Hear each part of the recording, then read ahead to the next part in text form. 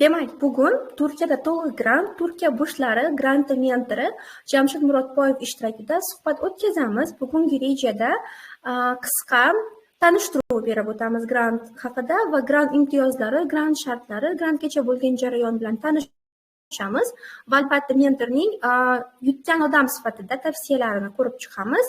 Mentor Go kursi haqida qisqacha ma'lumot berib o'taman va oxirida grantga qiziqqan o'quvchilar bilan savol-javob o'tkazamiz.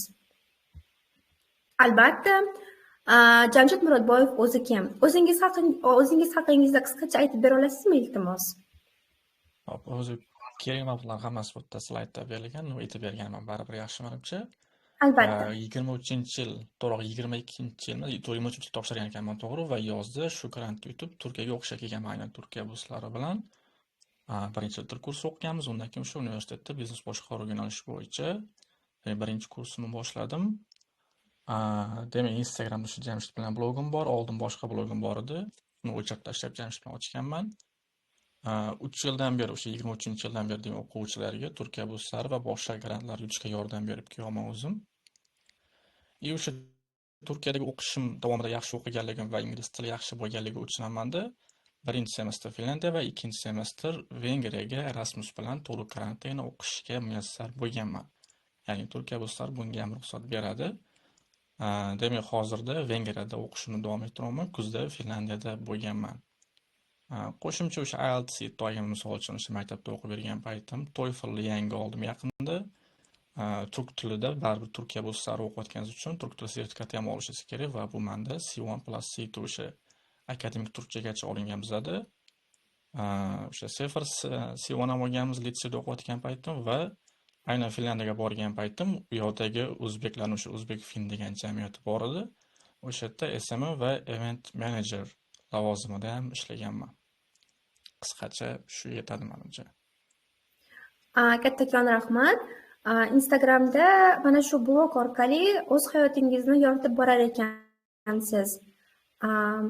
Demak, qiziquvchilar bo'lsa, Instagramingizga ham ulanib olishlari mumkin, to'g'rimi? Jamshid bilan blogi. Katta rahmat. Endi qisqacha grant haqida gapirib bersangiz, o'zingiz yutgan odam sifatida. Biz ma'lumotlarni bilamiz. Odatiy shu Vengriya granti, Koreya granti hammasida o'xshash joylari bor. Motivatsion xat, til sertifikati, umuman olganda, lekin bu grantni ham o'ziga yarasha jihatlari bormi? Nima deysiz? O'ziga yarasha jihati o'sha menimcha eng zo'r tarafida sertifikat so'ramasligi bu yerda tabiiy. Lekin o'sha pulni aytib bering desangiz, xohlasiz o'sha noldan boshlab aytib berishim mumkin. Kirish qilib ko'pchilik bilmaydiganlar bo'lsa oramizda. Ha, albatta yaxshi bo'lar edi. Hop, shu Turkiya burslari bu Turkiya davlatining o'zi granti, birinchidan, ya'ni O'zbekiston bermaydi buni va o'qishni bitirib olib O'zbekistonga ishlab berishingiz kerak degan narsa yo'q. Turkiya davlatining o'zining alohida granti. Bakalavriya, magistrga, doktoranturaga va bundan tashqari ilmiy ish va yana boshqa bir ikkita qo'shimcha grantlari bor. Asosan o'sha bakalavr, magistr, doktoranturaga grant beradi. O'qish tili ingliz tili, turk tili yoki boshqa arab, fransuz va rus tilidagi o'qishlar ham mavjud, lekin asosan baribir turk va ingliz tilidagi o'qishlar bo'ladi. Va bitta plus tarafida bitta olmayman. Qaysi tilda o'qishingizdan qat'iy nazar, agar siz turk tilini bilmasangiz boshida 1 yil turk tili kursi o'qiysiz, aynan Turkiyaga moslashish, adaptatsiya qilish uchun. Undan keyin o'sha o'qishingiz boshlangan paytda o'qishingiz qaysi tilda bo'lsa, o'sha tilda davom ettirib ketishingiz ham mumkin. Qabul muddatiga keladigan bo'lsak, 10-yanvar demak allaqachon ochilgan bizda buni qabuli hozir va 20-fevralgacha davom etishi kutilyapti, lekin ba'zan bu cho'ziladi, 25-28gacha ham cho'zilishi mumkin ba'zan. Qisqacha kirishga shu yetadi menimcha. Qarang, bir sertifikatni olish turk tili bo'yicha shart dedingiz, to'g'rimi? Agar o'sha kandidat kelishdan oldin turk tilini C1 darajada bilmasa, shunaqa. Bu lekin o'qiyotgan dasturni tiliga bog'liq emas. Shundaymi yoki? Shunaqa. Ingliz tili o'qishsiz ham, arab tilimi, turk tilimi farqi yo'q. Boshda kelgan paytda turk tilini o'sha C1 darajada bilmasangiz, 1 yil yoki yarim yil agar tezroq o'zlashtirgan bo'lsangiz, til kursi o'qishingiz kerak bo'ladi. Undan keyin Tushunarli, o'sha o'qishingizni qaysi tilda bo'lsa o'sha tilda davom ettiraverasiz. tushunarli. Va aynan bu til sertifikatiga o'qib olish ham grant qismiga kirgan, to'g'rimi? Ya'ni Shunaqa, moliyalashtiriladi. shunaqa bepul til kursi o'qiysiz va o'qiyotgan paytingiz boshqa hamma grant imtiyozlari ham beradi. O'sha yotoqxonasi, stipendiyasi, sug'urtasi, boshqa qo'shimcha yana grant imkoniyatlari hammasi beriladi. Zo'r ekan unda. Aynan endi biz grantning eng qiziqarli qismiga keldik shekilli, chunki ko'p talabalar, o'zbekistonliklar qiziqadi, qanday qilib men o'qishimni to'liq moliyalashtirilgan holda chetga olib ketishim mumkin, qanday qilib demak kam ta'minlangan bo'lib turib ham sifatli ta'lim olishim mumkin degan savollar ko'pchilikni qiynaydi. Va bu yerda biz ko'rishimiz mumkinki, universitetda o'qish uchun kontrakt to'lovidan bu grant to'liq ozod qiladi, to'g'rimi? Shunaqa. Qisman degan joyi yo'q. Yo'q, poliy tekin o'qiysiz. Endi uni Va shuningdek- shartlari bor. Keyinchalik agar GPA'ingiz o'sha o'rtalama baho deydi, o'rtacha bahoyingiz 2 dan va keyinchalik 1 dan tushib ketadigan bo'lsa, undan keyin adashmasam 50% stipendiyaga ishladi. Shunaqaroq. Stipendiya biroz kesilishligi mumkin, lekin eng kamida, to'g'rirog'i eng kamida o'sha baribir kontrakt qoplab beriladi sizga. Turkiya bo'lsa tanlab olgan o'quvchilar menimcha hech qachon u o'rtacha bahosini 2 dan pastga tushirmaydi. Bu grantda demak tibbiy sug'urta xarajatlari qoplanadi. Oylik stipendiya beriladi. Til kursi to'lovdan ozod qilinadi to'liq. Talabalar turar joydan bepul turar joy beriladi. Turar joyda nonushta va kechki ovqat puli beriladi. Shu joyga qanday qaraysiz? Aynan ovqat masalasi bo'yicha. Nonushta va kechki Buni ovqat. o'sha imtiyozlar birma-bir izohlab ketib o'tdi. Faqat o'sha kontrakt to'lovda emasdan to'liq izohlab ketib hammasini birma-bir. Давайте, keling. O'sha kontrakt to'lovini aytdim demak, til kursiz ham tekin, o'qishingiz ham mutlaqo tekin bo'ladi. Universitet hech qanaqa xarajat qilmaysiz, lekin bu yerda ba'zi chiqimlari bor. Bu kitob xarajatlari, ya'ni ba'zilar kitob xarajatini ham qoplab beradi deydi. Yo'q, unaqa narsa yo'q. Materiallarga o'zingizdan pul chiqazasiz. Ular ham arzon. Tibbiy sug'urtaga keladigan bo'lsak, bizda O'zbekistonda bu narsa hali nima deydi, rivojlanmagan, lekin Turkiyada birinchi rivojlangan va davlat tibbiy sug'urtasi bo'lsa, davlat kasalxonada bemalol bepul tibbiy ko'rikdan o'tishingiz mumkin tekinga va dorilar 80% gacha chegirmaga olasiz. Menda o'zim shaxsan shunaqa bo'lgan. Boshqalar 700-100 liraga olgan dorini men 20 liraga 80% chegirma bilan olamanman. Vau, Tibbiy juda sug'urta qo'lda shunaqa. Oylik stipendiyaga keladigan bo'lsak, bu har yili oshadi katta ehtimol bilan. Bu yilgisi o'sha pastda slaydda ham bor bu 4500 lirasi bakalavr uchun, magistrga 6500 va doktoranturaga 9000 turk lirasi. Bu o'sha $100 210-215 dollar atrofidagi summa chiqadi va katta ehtimol bilan yanvardan keyin bu yana ortishi kutilmoqda. Va yozda ham stipendiya beradi. Buning yaxshi tarafi bor. Ba'zi stipendiyalar yozda bermaydigan bo'lsa, Turkiya bo'lsa yozda ham o'sha O'zbekistonga qaytadigan vaqtingizda ham hatto sizga stipendiyangizni berib turadi oylik-oylik. Qarang. Davom etavering. Va til kursiga keladigan bo'lsak, aytdim buni, til kursini tekin o'qiysiz, yo'nalishidan qat'iy nazar va undan keyin o'qishingizni davom ettirasiz. Va yotoqxonaga keladigan bo'lsak, bu odatda davlat yotoqxonasiga joylashtirishga harakat qilishadi. Agar davlat yotoqxonasida joy qolmasa, xususiy yotoqxonalarga ham joylashtirilishingiz mumkin. Uzoq yaqinligi, sharoitlari hammasi har xil. Oldin hech qanaqa va'da berib bo'lmaydi bunga. Iloji boricha eng yaxshi yotoqxonalarga joylashtirishga harakat qilishadi. Shaxsan o'zimning yotoqxonam universitetga 5-10 minutlik masofa, bemalol yurib borib kelaveraman. Lekin ba'zi tanishlarim bor, yarim soat, 1 soatlab ham yurishligiga to'g'ri keladi. O'sha avtobus, metro orqali. Va ovqatiga keladigan bo'lsak, o'sha ertalabki nonushta va kechki ovqat va ba'zilarida hatto obedni ham berishligi mumkin. Nonushtasi ham men zo'r deb aytolmayman yoki yomon ham deb aytolmayman. Bu hammani o'zini menimcha dediga qaraydigan narsa bu, lekin talaba sifatida yaxshi yesa bo'ladigan, bemalol kun kechasi bo'ladigan ovqat berishadi. Hop, undan keyin demak borish kelish bileti ham bor bu yerda va buni ko'pchilik noto'g'ri talqin qiladi, ya'ni har yil yozda borib keladi deyiladi, lekin unaqa emas aslida. boshida birinchi marta yutgan paytingiz xolos siz biletingizni olib beradi ular. Xolos siz o'zingiz borasiz, sizga biletingizni pulini kompensatsiya qilib beradi. Va undan keyin faqatgina o'qish tugatgan paytingiz aynan O'zbekistonga qaytish uchun bilet olib beradi. Ya'ni yozda, qishda O'zbekistonga borib kelaman desangiz, ular sizga bilet olib berishmaydi. Ha, Shundan tushunishim tashqari, bo'yicha, uzr. Tushunishim bo'yicha bu o'qishga kirdi, grant yutdi va Turkiyaga jo'nab ketmoqchi. To'laydi ketishiga va o'qishni bitirdi, qaytib kelishi kerak, shunda to'laydi. To'g'rimi? O'rtadagi borish kelishlarga to'lamaydi. shunaqa. Tushunarli. Oxirigacha tugatib qo'yib olsam shu imtiyozni qo'shimcha dastur, kurs va oromgohlar bo'ladi. Juda ham ko'p bu narsalar, har xil dasturlar bor, kurslar bor. Shaxsan o'zim o'qchilik kursini olgan, misol uchun kamondon otishni olganman, marketing yoki karyera menejmentga o'xshagan o'zimga yoqqan kurslarni tanlaganman va bular hammasi bepul bo'ladi.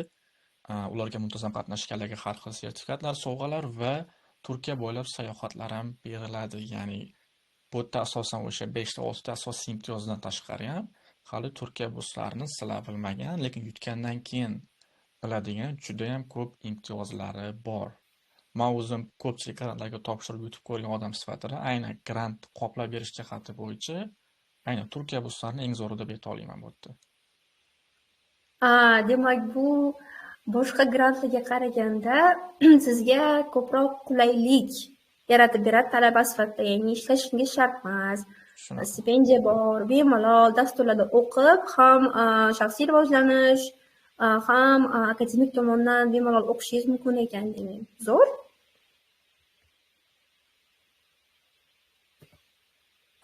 Va endi bu grantni nozik jihatlari, demak, hamma ham grant yuta olmaydi baribir ham. Bu aniq. Shuncha narsani bergandan keyin ular bizdan nimadir talab qilishi kerak. Va o'sha talab qilinadigan narsalar haqida ham gapirib bersangiz gandek. Turkiya bu sanasida unchalik katta talablari yo'q. Oddiy bakalavrdan boshlaydigan bo'lsak, bakalavr topshirmoqchi bo'lgan odam 21 yoshdan kichkina bo'lishi kerak va baholari, o'sha maktabdagi baholari 70% dan kam bo'lmasligi kerak. Odatda deyarli barcha yo'nalish uchun faqatgina sog'liqni saqlash sohasi bor bu yerda. Ya'ni tibbiyot, stomatologiya va farmatsevtikada baholari o'sha GPA deydi yoki o'rtacha bahosi 90% dan kam bo'lmasligi kerak. Undan tashqari magistrga 30 yoshdan kichkina va doktoranturaga 35 yoshdan kichkina bo'lishi kerak. Baholarga keladigan bo'lsak, yana o'sha bakalavrga 70% dan kam bo'lmasa, magistr va doktorantura 75% dan kam bo'lmasligi kerak. Va yaxshi tarafi, buni aytib o'tdim boshida ham, til sertifikati shart emas bu yoqda. Ya'ni agar siz turk tilidagi yo'nalishda o'qimoqchi bo'lsangiz, hech qanaqa til sertifikati shart emas va topshirayotgan paytingiz ham, topshirib bo'lib yutganingizdan keyin ham sizdan sertifikat talab qilmaydi aytganimdek, shunchaki manga o'xshab 1 yil til kursi o'qiverasiz. Lekin ingliz tilida o'qiydigan bo'lsangiz bu yerda minus tarafi bor buni. O'zbekistonda ko'pchilik IELTS oladigan bo'lsa, Turkiya burslarida 99% holatda universitet IELTS qabul qilmaydi. Buning o'rniga sizga alternativ sifatida TOEFL yoki SAT imtihoni sertifikatlari kerak bo'ladi. Ba'zi universitetlar bor IELTS qabul qiladi, cheklangan ularning soni, lekin hali ham aytganimdek IELTS bilan topshirib yutishingiz mumkin. Omadingiz kelsa, bo'lmasa turk tilidagi yo'nalishga qabul qilinishingiz mumkin. Va yaxshi taraf yana bitta, bir vaqtda o'zida 12 tagacha bu yerda universitetga topshira olasiz. Universitet va yo'nalishning farqi yo'q, ya'ni faqat bitta, ikkitaga topshiraman emas, 12 tagacha topshirasiz va Turkiyadagi deyarli barcha universitetga topshirishingiz mumkin bu yerda. Ya'ni ba'zi so'raydi, misol uchun qaysi universitetga topshiramiz deydi. Uni deyarli farqi yo'q. Turkiyadagi deyarli barcha hammasi emas. Ko'pchilik universitetlarga grant beradi va deyarli barcha yo'nalishlar bor. O'sha tibbiyotda ham, huquqi ham, islom bilimlari ham bor, biznesi ham bor, IT'si ham bor, boshqasi ham bor. Sizga kerak bo'lgan deyarli barcha yo'nalishlar bor bu yerda. Kerakli hujjatlarga keladigan bo'lsak, endi bu yerda ham sizlarga yengillik juda ham ko'p. Ko'pchilik grantlar sizlardan Zagram pasport, ya'ni o'sha xalqaro qizil pasport so'raydigan bo'lsa, bu yerda bemalol ID kartani o'zi bilan yoki yashil pasportni o'zi bilan ham topshirishingiz mumkin. Bu ham bitta zo'r tarafi va elektron rasm hamma joyda so'raladigan narsa tabiiy. Undan keyin bakalavriatga topshirayotganlar 11-sinf attestati bo'lishi kerak yoki kollej litseyda o'qiydiganlar bo'lsa diplomi kerak. Va bu yerda ham agar bu yil bitiradiganlar bo'lsa, ya'ni maktabda 11-sinf yoki kollej litseyda 2-kurslar bo'lsa, ular bemalol topshira oladi 10 va 11-sinf baholari bilan, ya'ni bitirmasdan turib topshirishligi mumkin. Magistr va doktoranturaga ham tabiiy endi bu yerda bakalavr va magistr diplomi kerak bo'ladi. Va bundan tashqari qo'shimcha diplomlar, sertifikatlar va boshqa qanaqadir yutuqlar bo'lsa, bular ham sizlarga ancha plus bo'lib beradi. Va eng muhim 3 ta yoki 4 ta hujjatdan biri deb ayta olaman. Bu yerda maqsad xati motivation letter bor va o'qituvchidan tavsiyanoma yoki recommendation letter deydi. Bular ham muhim rol o'ynaydi topshirayotgan paytingiz. Va tabiiy qo'shimcha CV rezyume va magistr doktorantura uchun ilmiy ish taklifi degan muhim bitta nuqtasi bor. Inglizcha research proposal deydi. Bu ham juda muhim, aynan siz magistr va doktoranturaga topshirayotgan bo'lsangiz. Qisqacha aytadigan bo'lsak, talablari deyarli yo'q. Oddiy maktab o'quvchisi bizning O'zbekiston sharoitida bemalol Turkiya burslariga topshira oladi agar minimal talablarga to'g'ri kelsa. Demak, bu talablar va hujjatlar hammasi o'zi portalda yuklanadigan narsalar, to'g'rimi? Shunaqa. 12 tagacha yo'nalish bo'lsa, demak siz u yerda hujjatlarni topshirib turib, oldindan universitetlarni belgilaysiz, adashmasam. Shunaqa. Yo boshqachami? Bu Amerikaga topshirganlar biladi, o'sha Common App degan application bor. Xuddi shuni bu turkcha varianti desa ham bo'ladi. Faqat veb-saytdan to'ldirasiz. O'sha universitetlari ham, yo'nalishlari ham o'sha bitta saytda ichidan o'z tanlab topshirasiz. Ya'ni har bitta universitetga alohida topshirmaysiz.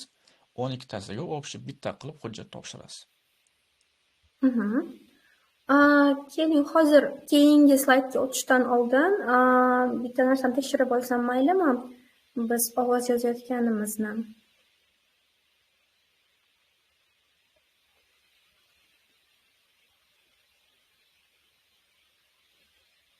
Necha ovozimiz yozilyapti? Turkiya burslari granti.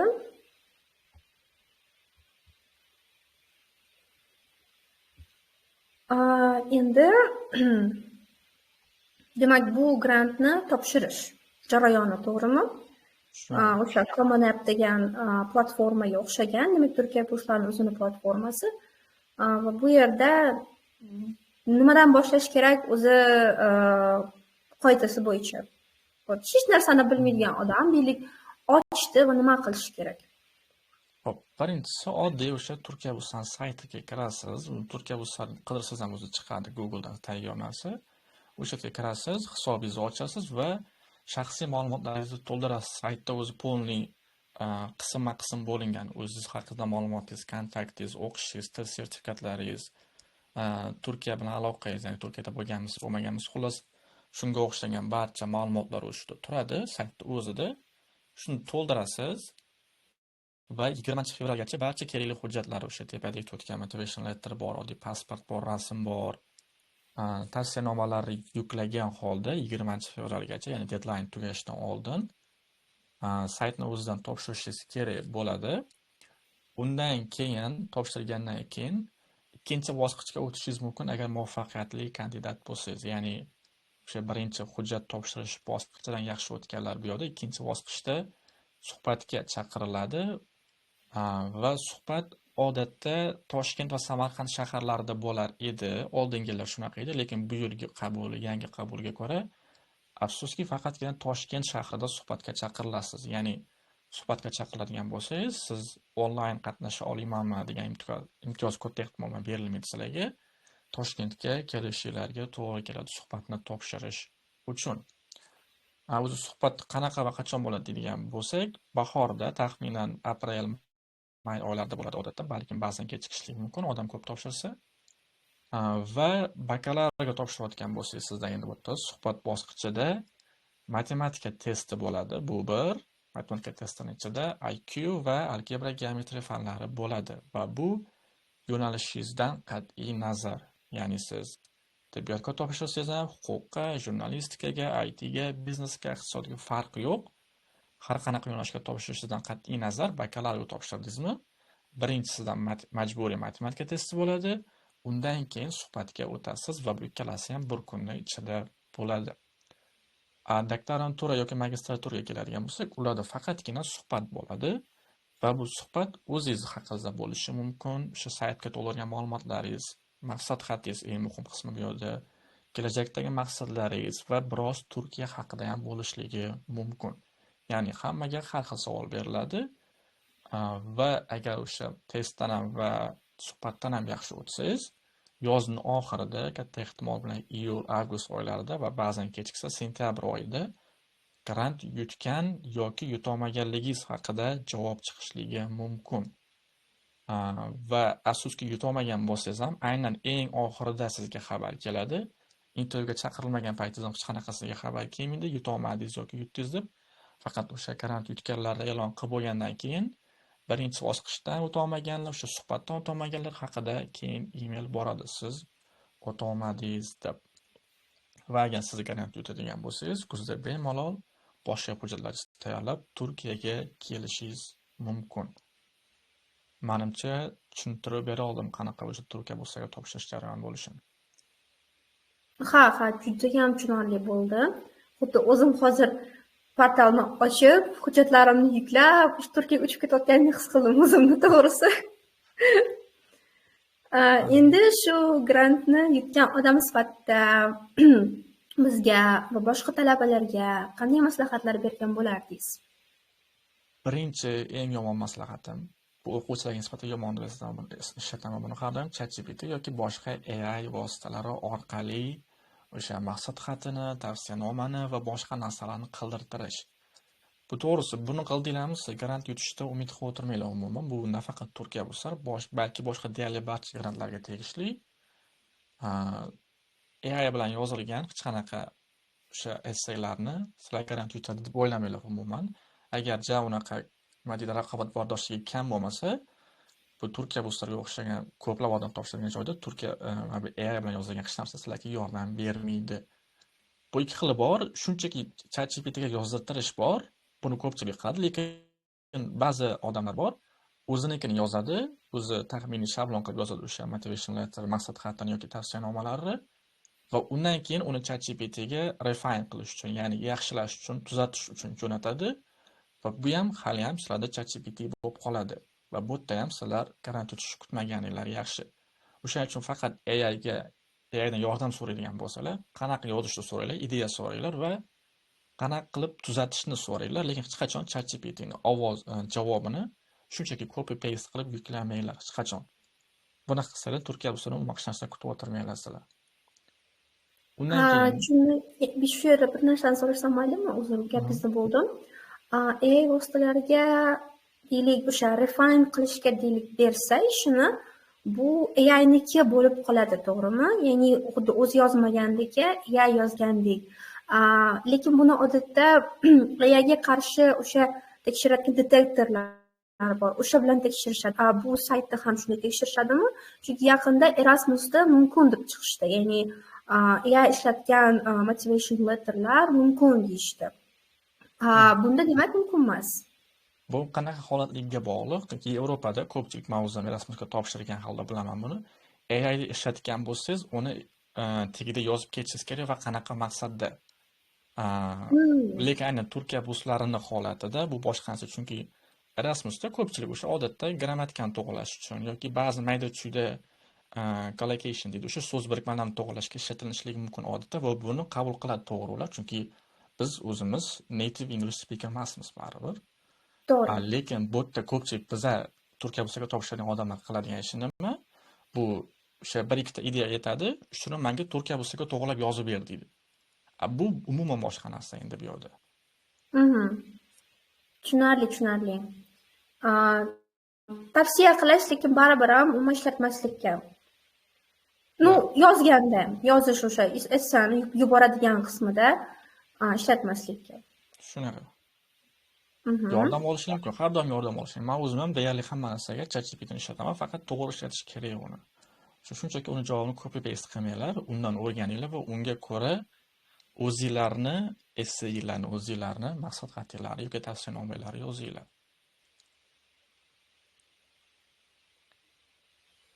Hop, davom etadigan bo'lsak, ikkinchisi ko'pchilik qiladigan narsa bu hujjatlarni tiniq yoki to'g'ri shaklda yuklolmaydiganlar bor. Bu qanaqa? O'sha Cam Scanner degan ilova bor yoki ba'zi telefonlar o'zida, iPhone'da adashmasam Zamet'gan o'zida shundoq kameradan bitta hujjatda rasmga tushirib fayl qilsa bo'ladi. Buni odatda qabul qilishligi mumkin, lekin men o'zim nima deydi, tartibli odam sifatida buni har doim qoralayman. Iloji boricha o'sha banklarda yoki kutubxonalarda yoki o'sha konstavarlarda bo'ladi bu. Borib hujjatingizni olib borsiz, menga shuni PDF qilib bering desangiz, 1000 so'm, 2000 so'mga qilib beradi masalan bitta hujjatni. Lekin sizda tiniq original formatda, haqiqiy to'g'ri shaklda yuklangan bo'ladi bu hujjat. Lekin telefon Cam Scannerda qiladigan bo'lsangiz, uni baribir xiraligi bilinadi va ba'zan o'zi yozib ham turadi, Cam Scanner orqali qilingan deb, agar sizda o'sha adashmasam premium yozadi. varianti bo'lmasa. Bunga ham e'tibor berishlarini so'rayman men. Bu ham eng muhim deyolmayman, lekin baribir muhim faktorlardan biri to'g'ri shaklda yuklash.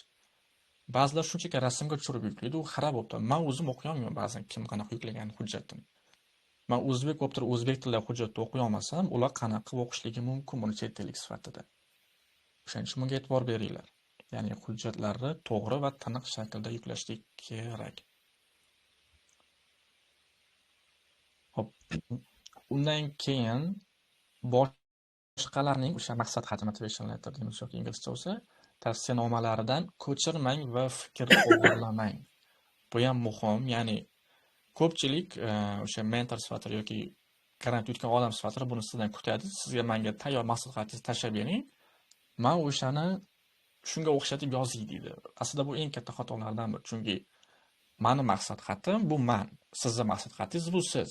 Qanaqadir aziz yoki azizam maqsad xati bu uning maqsad xati. Ya'ni hammani o'ziga xos bitta hikoyasi bo'lishi kerak va o'shani ochib berishi kerak. O'shaning uchun men har doim aytaman, men sizlarga ko'rsataman, lekin mendan ko'chirmanglar deb. Ko'chirmanglar, men har xil ideyalar beraman va o'sha ideyalardan kelib chiqib, ular o'zlari yozishligi kerak. Ya'ni ba'zilari hatto shablon beradi sizga motivation letter yozishga. Bu eng katta xatolardan biri. Shablon degani uni siz ham qildingiz va katta ehtimol bilan sizdan boshqa yana kamni 100 odam qiladi degani buni. O'shaning uchun bunga ham e'tibor beringlar. Shablondan umuman foydalanmanglar, o'zingizdan kelib chiqib yozinglar. Qisqacha yozish shakli bor o'zi asli Turkiya bo'lsa uchun. Qanaqa qilib bu sohaga kirib kelgansiz, ya'ni o'sha nimaga bu sohaga topshirmoqchisiz, undan keyin nimaga Turkiya va undan keyin kelajakdagi maqsadlaringiz, ya'ni ketma-ketlikda o'sha o'tmishdan hozirgi va kelajakgacha olib borib yozsa bo'ladi aslida buni. Lekin o'sha ko'pchilik boshqalardan ko'chirishga yoki fikr o'g'irlashga harakat qiladi. Bu ham muhim faktorlardan biri aynan Turkiya ustiga topshirayotganda.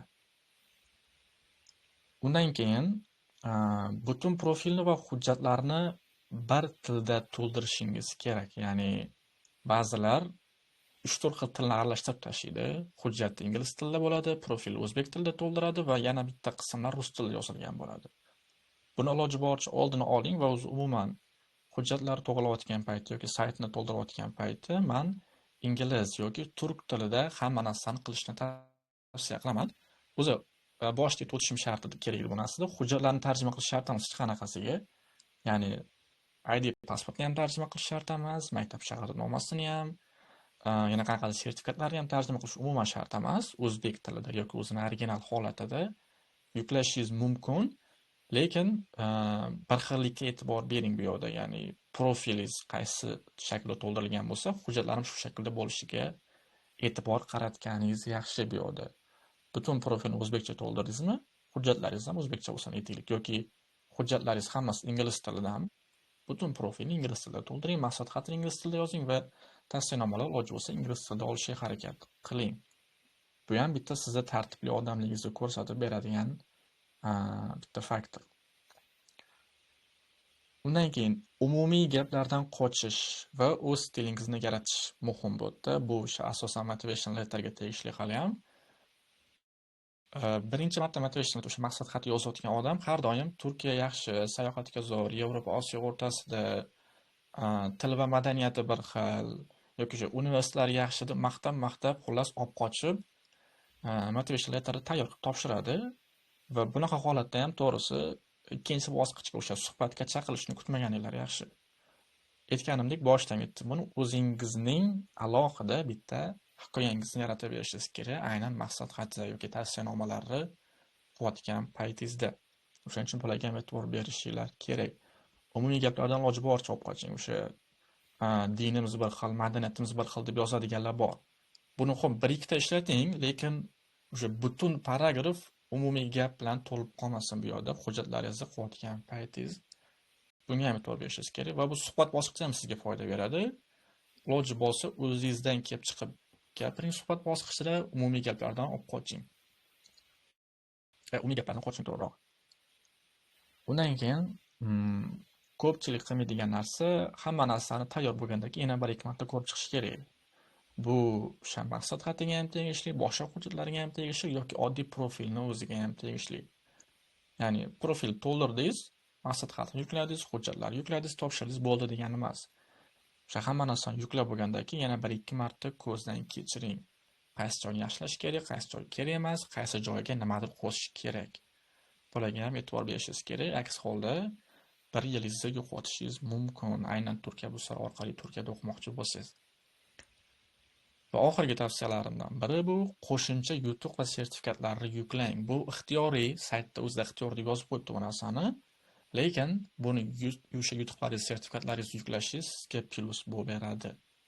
Bu o'sha qanaqadir ko'ngillilik dasturlari bo'lishligi mumkin, qanaqadir forumlar, yutuqlar, sertifikatlar bo'lishligi mumkin. Bular hammasi sizni grant yutishingizga foyda beradigan jihatlardan biri. Menimcha yaxshi tushuntirib bera oldim. Judayam zo'r chiqdi. Shaxsiy tavsiyalaringizni bo'lishganingiz bilan kattakon rahmat. Menimcha ko'pgina talabalar sizni deylik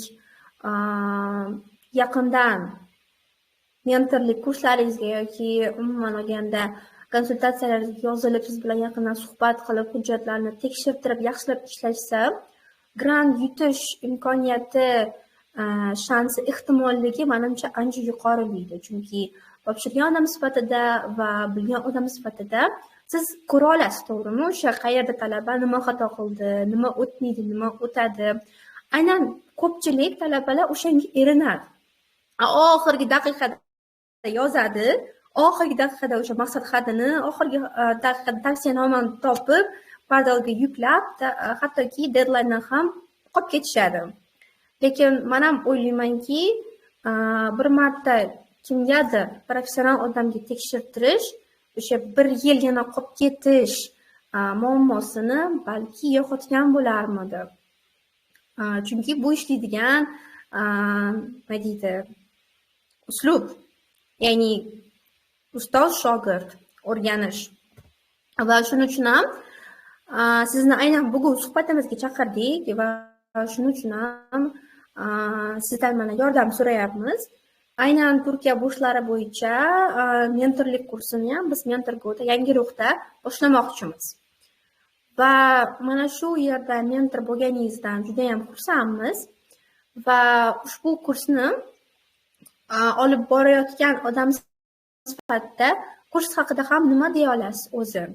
Bu kursda nimalarni bermoqchisiz talabalarga?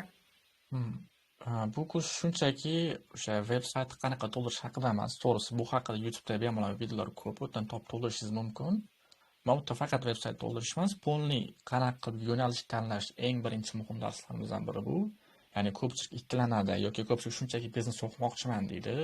O'zi O'zbekistonda ko'pchilik qanaqa yo'nalish tanlashni bilmadimi? Yo biznes yo iqtisodga ketadi. Buni oldini olish kerak masalan. Men shuncha ko'p o'rtoqlarim bor, biznesda o'qiyapti, lekin biznes umuman tushunmaydi, yoqtirmaydi. O'shaning uchun kursda eng birinchi darslardan biri to'g'ri yo'nalish tanlash. Bu aynan bakalavr uchun, yangi maktab bitirayotganlar yoki bitirib endi Turkiya buslarga topshirayotganlar uchun eng muhim darslardan biri. Undan keyin polniy motivation letter maqsad xati yozish bo'yicha ikkita alohida dars bo'ladi. Birinchisi qanaqa yozishni o'rgatsam, ikkinchisida tahlil qilib beraman boshqalarnikini va o'zimnikini. Undan keyin o'sha tavsiyanoma yozish bo'yicha qanaqa darslar bor? Chunki O'zbekiston holatida ko'pchilik o'qituvchilar tavsiyanoma yozib bermaydi, yozib bergisi kelmaydi yoki yozib bera olmaydi.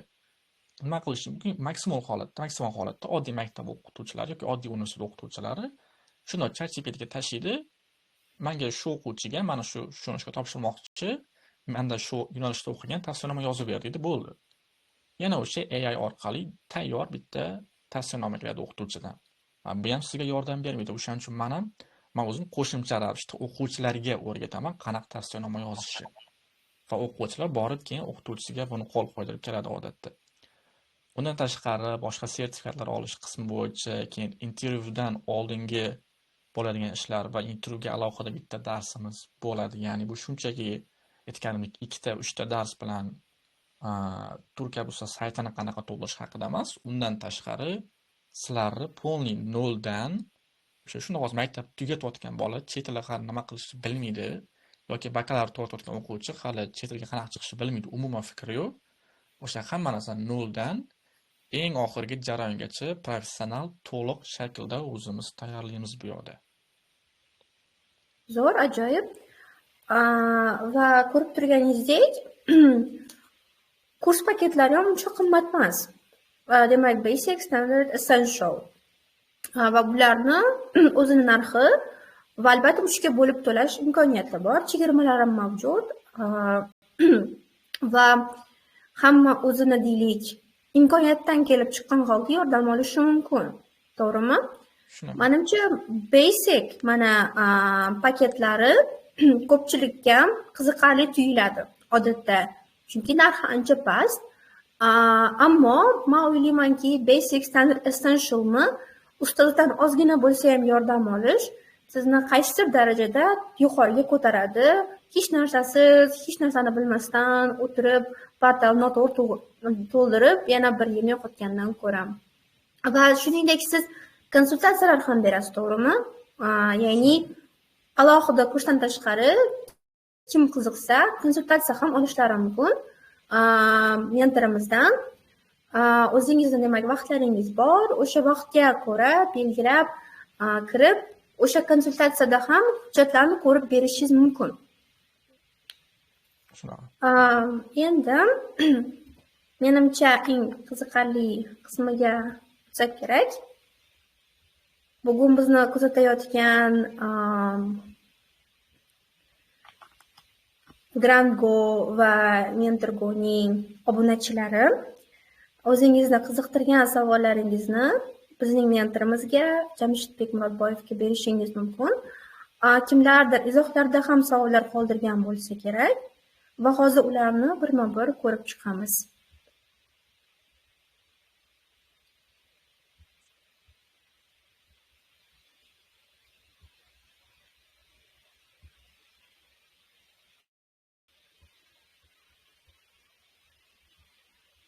Men qo'l ko'targanlarni ovozini ochdim. Shahriyot. Assalomu alaykum, Aziza. Assalomu alaykum, yaxshimisizlar? Rahmat avvalambor shunaqa ma'lumotlarga boy prezentatsiya uchun. Meni savolim shundan iboratki, magistratura yo'nalishida endi tabiiyki ko'pchilik oilali bo'ladi. Farzandini olib ketish masalasiga Turkiya burslari qanchalik ruxsat beradi? Masalan, moliyalashtirish masalasi yoki o'zini o'zi moliyalashtirgan holda hech qanaqa anaqa taqiqlar yo'qmi? Masalan, shu haqida bilmoqchi edim. Yaxshi savol. Aynan o'sha magistr doktorantura keladiganlar bo'ldi ko'pchilik bu holatda. Bunga ikkita holat bo'yicha sizga javob beraman. Birinchisi, faqat o'zingiz topshirib, o'zingiz yutib kelasiz va oilangizda grant bo'lmaydi degan holatda tasavvur qilaylik. Ya'ni faqat siz grant topshirib, siz yutgansiz. Bu yerda hali ham oilangizni olib kelishingiz mumkin.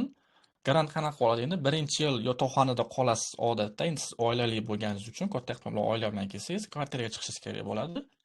Bunaqa holatda sizga stipendiyadan tashqari qo'shimcha barma deydi, ya'ni o'sha accommodation support, qo'shimcha turar joy uchun sizga yana qo'shimcha mablag' beriladi va bu shahardan shaharga o'zgaradi. Va oilangizni olib kelib bemalol o'zingiz yashashingiz mumkin.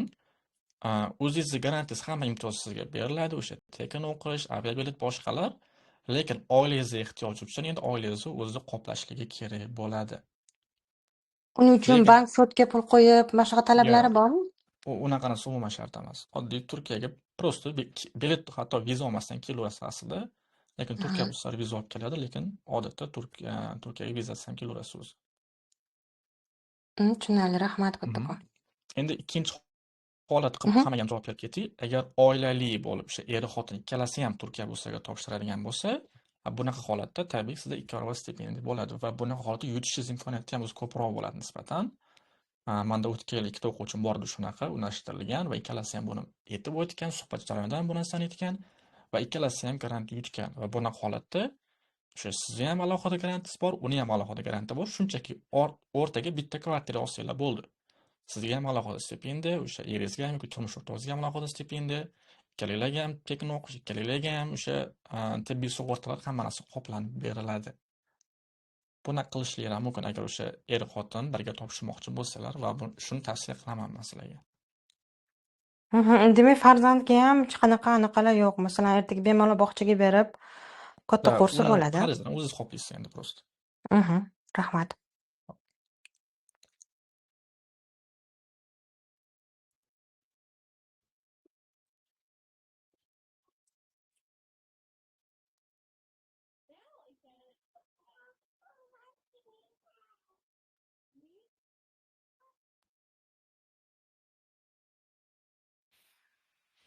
Qo'lini ko'targanlarni hozir ovozini ochdim. Bemalol savol berishingiz mumkin. Assalomu alaykum. Men savol bermoqchi edim. Men o'zim magistraturani tugatganman. Hozir institutda dars beraman. Men shu PhD uchun topshirsam bo'ladimi? Masalan, men yo'nalishim filologiyada. Zo'r savol berdingiz. Bu magistrga ham, doktoranturaga topshirayotganlarga ham tegishli umumiy qilib javob beraman hozir bu yerda. Ayniqsa o'sha filologiyada, narxol jahon tillarida o'qiydigan yoki boshqa universitetlarda filologiya, lingvistika, tarjimaga o'xshagan sohalarda o'qiydiganlarga umumiy qilib javob beraman. Sizlarga bitta negativ xabarim bor. Bu qanaqa? Ko'pchilik bizda o'sha ingliz tili, italyan tili yoki rus tili filologiyasida o'qiydi odatda. Bunaqa holatda magistr va doktoranturada sizda ikki xil variant bor. Birinchisi lingvistika sohasiga topshirish. Bu bir. Ikkinchisi faqatgina turk tili filologiyasiga topshirish. Ya'ni turk tili filologiyasi bo'lgan, o'sha turk tilini chet tili sifatida o'qitish bor, turk tili va adabiyoti bor, yangi turk tili, yangi turk adabiyoti, eski turk adabiyoti yoki zamonaviy turk lahjalariga o'xshagan yo'nalishlar bor. Lekin o'sha ingliz tili filologiyasida o'qigan bo'lsangiz, misol uchun ingliz tili filologiyasiga magistratura yoki doktoranturaga asosga topshira olmaysiz. Faqatgina umumiy lingvistika sohasi bor. Lekin undan tashqari, ulardan tashqari faqat turk tili yo'nalishlari bo'ladi.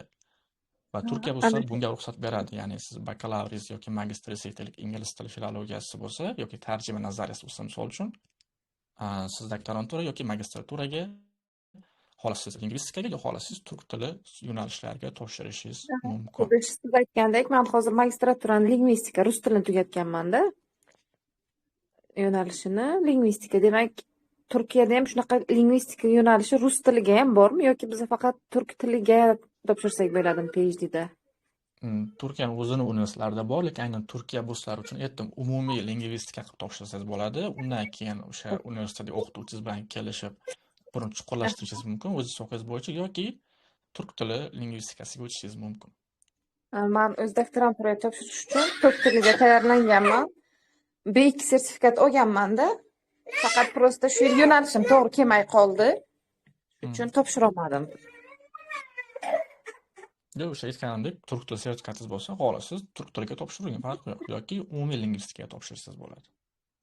Rahmat kattakon. Shu yerda menda yana bitta savol tug'ildi-da. Filologiyani bitirib turib, masalan, ishlagan sohasiga yaqinroq yo'nalishga topshirish iloji bormi? Masalan, men mediada ishlaganman, mediaga topshirmoqchiman. Bunga hech qanaqa qarshiliklar bo'lmaydimi, yo'nalishim o'zgarsa? Afsuski degan joy bor. Bu yerda o'zi Turkiya burslariga bakalavr ma'lumotingiz yoki magistratura ma'lumotingizni kiritayotgan paytingiz, o'shanga qarab sizga universitet Turkiya burslari sayti yo'nalish chiqazib beradi bu yerda. Bu degani hech qanaqasiga yo'nalish o'zgartira olmaysiz. Demak, men o'zi aslida koreys tilida o'qigan bo'lsam, umuman topshira olmas ekanman hamda. Yo'q, topshira olasiz, aytdim, faqat xohlasangiz turk tiliga topshiring, o'sha sohaga o'zgartiring yoki lingvistikani o'ziga topshiring. Tushunarli. Faqat lingvistikani o'ziga, tushunarli, rahmat. Assalomu alaykum. Hozir aynan mana shu doktorantura haqida ketayotganda meni savolim bor edi. Xo'p, alaykum assalom. Tushundim. Hozir men o'zim o'tgan yil topshirganman-da. Men universitetda ishlayman, o'qituvchiman. Hop, mustaqil tadqiqotchiman. Bakalavrim biologiya, magistraturam maktabgacha ta'lim tugatganman-da. Hozir doktoranturam ta'limda menejment. Ya'ni maktabgacha ta'lim bo'yicha 0 qilyapman. Men o'tgan yil topshirganimda bunaqa yo'nalish yo'q deb отказ bo'lganda. Bunaqa ba'zi yo'nalishlarda chiqadi, shunaqa ba'zi yo'nalishlarga Ha, topshiramiz. men o'zim ham anaqada Turkiyada ko'p universitetdagi o'qituvchilar bilan hamkorligim bor. Ulardan ham so'rasak, doktorantura maktabgacha ta'lim bizda unaqa talab yuqori emas dedi-da. Shunaqa ba'zi yo'nalishlar afsuski chiqmaydi, ba'zi yo'nalishlar umuman bakalavrga ham chiqmaydi o'zi. Hozir masalan men boshqa yo'nalishga turdosh imkoni bormi, yo'qmi aynan doktoranturasiga? Uni saytga ma'lumotingizni kiritgan paytingiz o'zi chiqadi. Agar saytga bakalavr va magistratura ma'lumotingizni kiritganingizdan keyin doktoranturaga o'sha topshirish qismiga o'tgan paytingiz ko'rasiz. Aytadi, yo sizni yo'nalishingiz bo'yicha soha yo'q deydi, bu bir, yoki chiqazib beradi va katta ehtimol bilan bu chiqazib bergan lingvistika yoki turk tili bo'ladi. Ha, tushunarli. Ya'ni Menga saytda o'ziga ma'lumotingizni kiritgan paytingiz aslida poni chiqazib beradi ular. chiqazganida maktabgacha men kiritganman-da, o'shaning uchun yo'q deb berganda. Shunaqa unda demak. Xolos siz magistrga qaytadan o'qishingiz mumkin bakalavr diplomi bilan yoki balkim yo'nalishni xato kiritgan bo'lishligingiz ham mumkin bu yoqda. Chunki ba'zi universitetlar yo'nalishlari chiqmaydi va o'shanga yaqinroq sohani kiritgan paytingiz umuman chiqmay qolishligi mumkin keyin magistr yoki doktoranturaga yo'nalish. Hozir magistraturaning indali ma'lumotlarni kiritib diplomlar ilova qilinadi-ku. Bunaqa tanlayotgan vaqtimizda masalan ta'limda menejment qilibmi, u yoqdan tanlasak ham bo'ladimi agar chiqqan vaqtda? Agar soha shu narsaga yaqin bo'lsa, o'sha universitetga shu ma'lumotni kiritib, topshirishingiz mumkin. Tushunarli. Endi u yog'ini Turkiya bu sal hal qiladi, uni qabul qilish qilmaslikni. Bo'ldi. Tushunarli, rahmat. Assalomu alaykum. Menda ham bitta savol bor edi. Magistraturaga topshirmoqchiman. Turkiya burslariga ishlash masalasi qanaqa bo'ladi? Alaykum assalom. Xo'p, Turkiyada talabalarga qonundan o'zi ishlash mumkin emas. Birinchidan o'zi stipendiyadan o'zi bemalol sizlarga yetadi oddiy talaba sifatida yashashga. Endi undan tashqari o'zinglar lyuks xarajatlarga o'zinglar xaraj qilasizlar tabiiy. Lekin stipendiya bilan o'zi bemalol amallasa bo'ladi bu bir. Agar ishlayman desangiz, o'zbeklar dinozavrlar davridan beri noqonuniy yashayapti bizda bemalol. Oddiy kafelarga, restoranlarga yoki agar o'zingiz sohangizda ishlamoqchi bo'lsangiz va ish topa olsangiz, o'zingizni sohangizda ham ishlashingiz mumkin. Yoki agar qonunan ishlayman desangiz, unaqa joylar ham bor. Ba'zi joylar o'sha qonuniy sizga chalishma izni deydi, ya'ni ishlash ruxsatnomasini ham beradi. Tushunarli. Diplom bemalol O'zbekistonga o'tadi. O'tadi. O'sha top mingtalikka bo'lsa, sertifikatsiya qilish ham umuman shart emas. Top mingtalikka kirmagan universitetda o'qigan bo'lsangiz, diplomni sertifikatsiya qilgan holda qabul qildirishingiz mumkin O'zbekistonga. Diplom balim bakalavr 90%. Ankara bilan HJTPga ko'proq men umidvorman. 90 dan baland bo'lsa deyishyapti. Shunaqami yo 90 ham yetadimi? Bahosi bo'yicha o'zi minimum talab 75%, lekin aynan HJTP yoki Ankara yaxshi top mingtalikka kirgan universitetlar bo'lganligi uchun ham ular o'zini talablari yuqoriroq bo'lishligi mumkin va bahoni o'zi xalqqa bermaydi. 90% menimcha zo'r O'zbekiston sharoitida. 90% bilan bemalol topshira olasiz HJTPga ham yoki boshqasiga ham. Lekin aytganimdek, o'sha magistr uchun ilmiy ish eng muhim joylardan biri, ilmiy ish taklifi deylik yoki va undan tashqari o'sha motivation letteringiz ham bor, tavsiyanomangiz bor va boshqa ma'lumotlaringiz ham bu yerda ta'sir qiladi. Ya'ni faqat bahoni o'zi bilan men shunga topshira olaman yoki topshira olmayman degan bitta xulosa noto'g'ri. Tushunarli. Ilmiy ish dedingiz-ku, u qaysi joyda kerak bo'ladi? Til bilish. Til bilish. Testga ro'yxatdan o'tganman, lekin 1-fevral kuni ekan imtihon. Menimcha qabul yopilgandan keyin javobi chiqadi. Shuning uchun o'sha joyga ro'yxatdan o'tganligim haqidagi nimani joylab qo'ysam bo'ladimi PDF-da? Yaxshi savol. Buni hammaga o'xsha javob ketaverib, buni o'sha IELTSga yoki SATga topshirayotganlarga ham javob berib ketaman shunga. Imtihonga topshirayotgan bo'lsanglar yoki topshirib bo'lgan bo'lsa, lekin javobi hali 20-fevralgacha o'sha qabul yopilgunga chiqmaydigan bo'lsa, faqatgina shu tilni qaysi darajada bilishingizni ko'rsatib ketsangiz bo'ladi va motivation letter yozishi tagida o'zi qo'shimcha izohingiz bormi, yetishingiz mumkin bo'lgan bo'laga deydi. O'sha payt qo'shib ketishingiz mumkin. Men mana shu kuni mana shu imtihonga kirdim va javobi chiqishi bilan saytga yuklab ketaman deb. Va agar suhbatga chaqiriladigan bo'lsangiz, suhbat payti o'sha TS'ni ham, SAT topshirgan SAT, IELTS topshirgan IELTS'ni qo'shimcha olib borishligi mumkin. O'sha payt qabul qilishadi ular. Tushunarli, rahmat.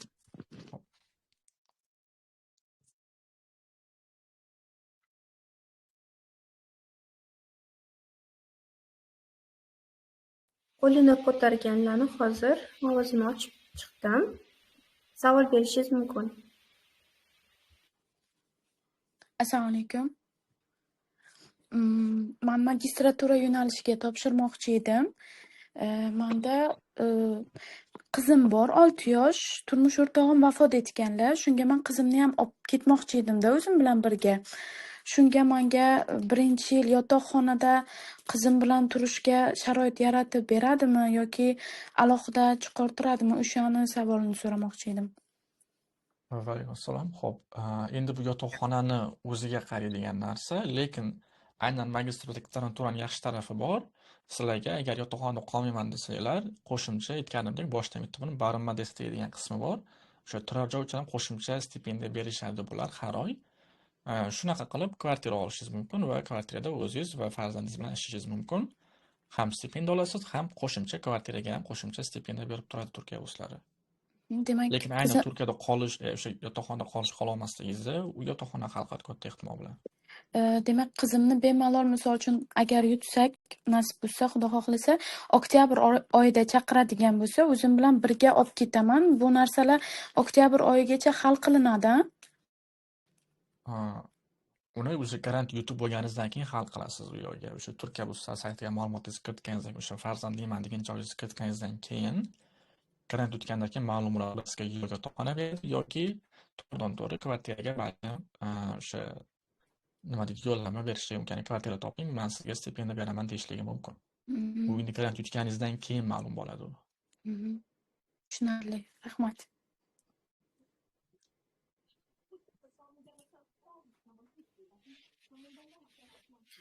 Hozir izohlarda ham savol berishibdi. Sizga shuni o'qimoqchi edim. Menga hujjat topshirish bo'yicha ma'lumot bering. Biz ma'lumot berdik. Attestat kiritiladi, to'g'rimi? Men hozir 11-sinfman. Attestat hali chiqmagan maktabdan.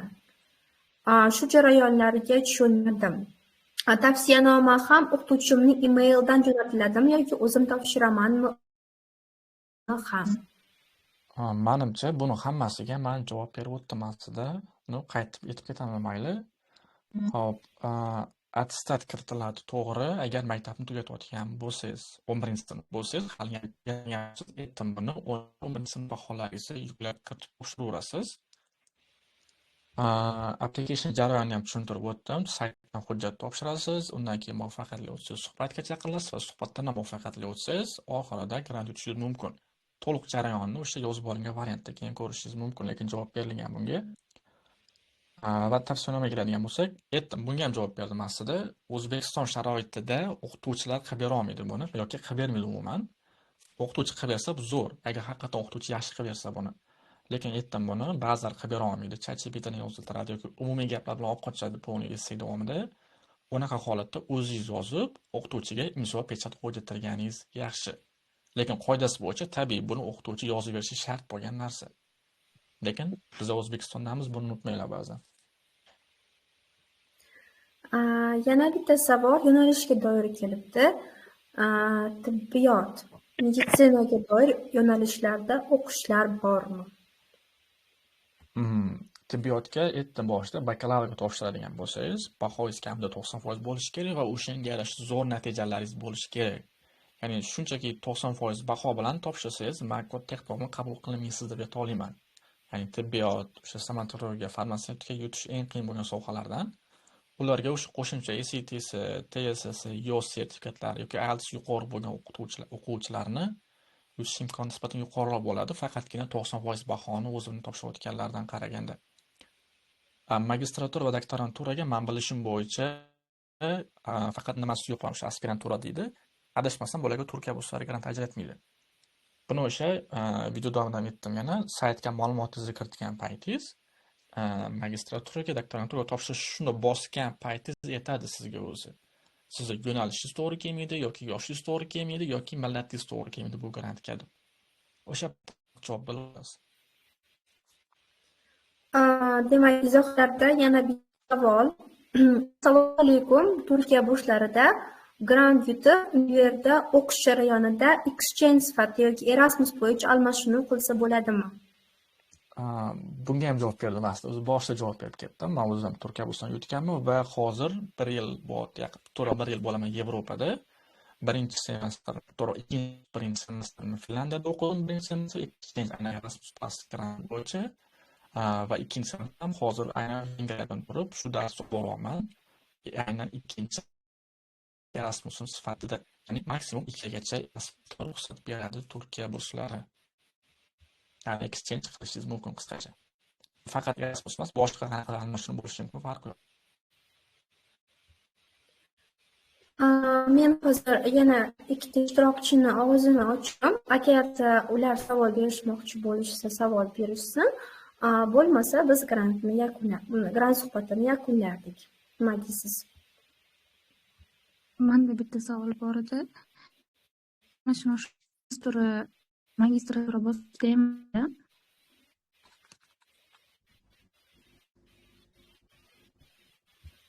Savolingizni yaxshi tushunmadim. Men ovozi pastroq keldi menimcha.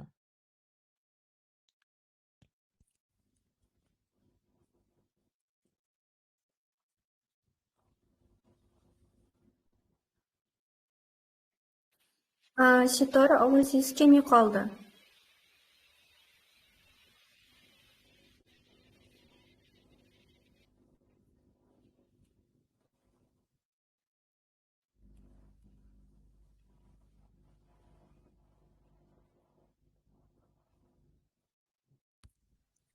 endi eshitilyaptimi?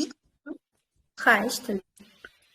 Almashishda magistratura bosqichida, masalan, 1 yilini Turkiyada o'qib, yilini boshqa davlatda yoki boshqa joyda.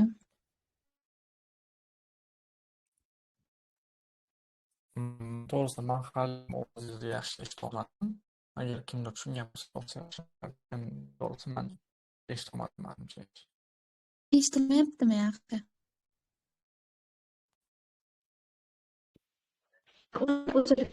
Adashmasam, siz so'ragan savolga javob berdilar. O'quv davrida exchange qilib boshqa davlatda o'qish mumkinmi degan savol. Ha, shunaqa talaba almashinish turmushi. Bunga ha deb javob berdilar. Rahmat. Yana kimdirda savol bo'lsa, shu oxirgi yakunlaymiz. Men izohlarni o'qib ketib ba'zi chek savollar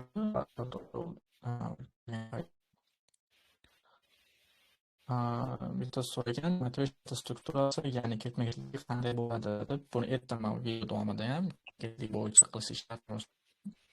O'zingiz qilganingiz yaxshiroq. Turkiya bo'lsa so'raydigan jarayon o'sha birinchi abzats. Bu sohada qanaqa qilib qolgansiz, ya'ni nimaga shu sohani tanlagansiz, o'zingizning tajribangiz, undan keyin nimaga Turkiya va undan keyin kelajakdagi maqsadlaringiz degan strukturasi bor Turkiya burslarini, lekin unaqa qilish shart emas. Ya'ni hammani o'ziga bog'liq bu. Va degan davomida javob berdim. Turk tili bo'lsa umuman kerak emas, ingliz tili o'qimoqchi bo'lsangiz SAT va TOEFL olganingiz yaxshiroq. Undan keyin hamma yo'nalishlar bo'ladimi degan savolga javob berdim. Deyarli barcha bor. Bakalavr uchun magistrga o'sha yoki doktoranturaga sizga oldingi ta'lim darajangizga qarab yo'nalish chiqazib beradi. Xo'p, yoki ingliz tilasi yoki shunga turdosh ingliz tili lingvistikasi yo'nalishlariga berishadimi? Aynan magistr uchun bunga ham javob berdim video davomida. Afsuski, lingvistikaga alohida olishingiz mumkin yoki turk tiliga. Hop. Maktab baholari past bo'lsa nima bo'ladi degan savol. Bu yerda 70% kam bo'lsa, ilk bakalavr uchun chiqib o'tmagan yaxshi. o'zi minimum talabga javob bermagansiz degan allaqachon. Lekin 75-80% bo'lib turib, boshqa natijalaringiz yaxshi bo'lsa, yutishingiz mumkin bemalol. Va ACT haqida ham savol kelgan. Matematika testini topshirish kerak bo'ladimi? O'zi ACT topshirganingizdan keyin tabiiy matematika bo'ladi bu yerda, matematika va ingliz tili. ACTning minimal talabi yo'q bu yerda, o'zi aytib ketay. SAT ingliz tiliga alternativ sifatida o'tishligi mumkin, qabul qilinishligi mumkin, lekin minimum talabi yo'q. Faqatgina 2 barobar ko'p stipendiya olaman desangiz, uni minimum talablari bor, 1350, 1400 SAT, lekin oddiy ingliz tili yo'nalishlariga bemalol 1100, 1200 SATlar bilan ham topshirishingiz mumkin. O'zi umuman SAT'si bo'lgan odamni yutish imkoniyati nisbatan ko'proq SAT'si bo'lmaganga qaraganda.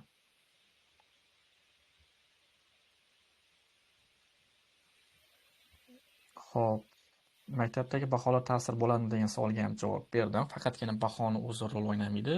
Baho bilan minimum talabga javob bersangiz, qolgan narsalar bemalol.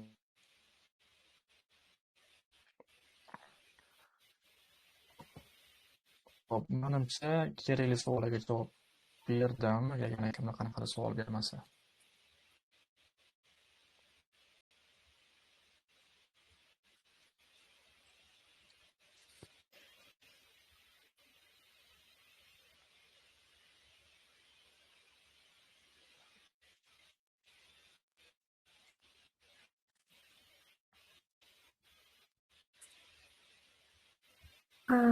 Balki yakunlaydigan vaqtimiz ham bo'lgandir.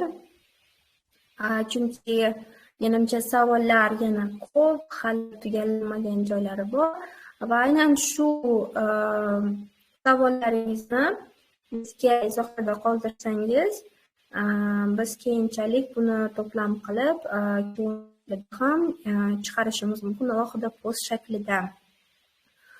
Katta Jamshid kelib, ajratganingiz uchun juda foydali, qiziqarli, maroqli suhbat bo'ldi. Ko'p savollarimizga javob topdik, shaxsan o'zim ham va bu yerdagi boshqa talabalar ham. Va oxirgi so'zingiz uchun nima degan bo'lardingiz barchaga? Sizlarga ham rahmat deb qolaman, o'tga chaqirganinglar uchun va qatnashganlarga ham rahmat deyman va qayerda xato qilgan bo'lsam, bunga o'zim so'rayman. Biz ham odammiz, biz ham xato qilamiz.